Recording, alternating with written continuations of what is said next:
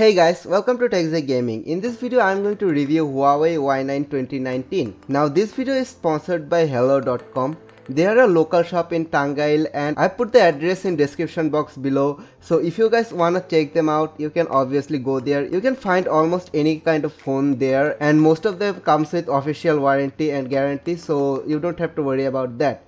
And the price is also pretty reasonable there, so I think you should obviously check them out if you are living in Tangail. So anyway guys, with that being said, let's just get right into the video. So first of all, let's talk about the 6.5 inches Full HD display of the front, which is an IPS LCD display, and the brightness is also pretty good and the color hue and saturation is also decent. The looks of the device is totally awesome. The back part here has a glossy finish, but the back part is not made of glass, it is totally plastic and it has so many chances of getting scratched. So you should better use a TPU case. On the back you also get the dual camera setup, of which the primary camera is a 16 megapixel sensor and the secondary one is a 2 megapixel depth sensing sensor. And then you get a flash as well. And on the exact middle you get the fingerprint sensor, which works pretty fast. On the top there is a small microphone hole and nothing much. The left side of the device is completely empty. Now at the bottom you get the micro USB port, and yes, no type C, and then you get a 3.5mm headphone jack and a speaker as well. And on the right side you get the power button and the volume rocker. The device I have here is currently running on Android Oreo and I hope you will get updates in the future.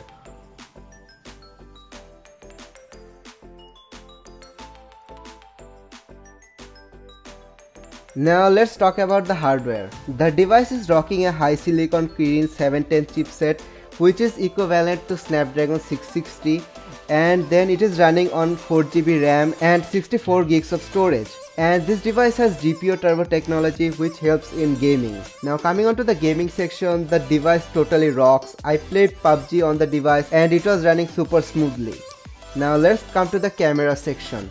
The camera section of the device is actually pretty good, and here are some sample photos that you can see, and you can see the sharpness and the photo quality is actually pretty decent.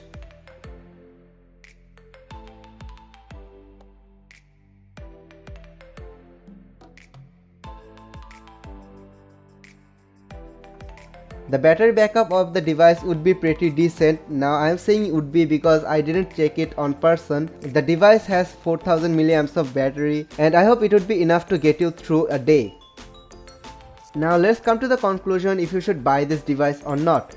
Now for the price you are paying, you're getting a pretty decent device and you can obviously consider buying this thing. And the performance of the device is actually pretty good as well. And now the problem with this device would be that device is not running a Snapdragon processor, but high silicon Kirin 710 is also pretty good. So that's the thing there, and there are some other options on this budget as well. Now I think this device is one of them to check out. So guys, this was it for today and I'll catch you up in the next video. And I'm sorry if the video quality was bad or something, because I used so many pictures or same clip twice because it was motavai who didn't give me enough clips. So I'll catch you up in the next video.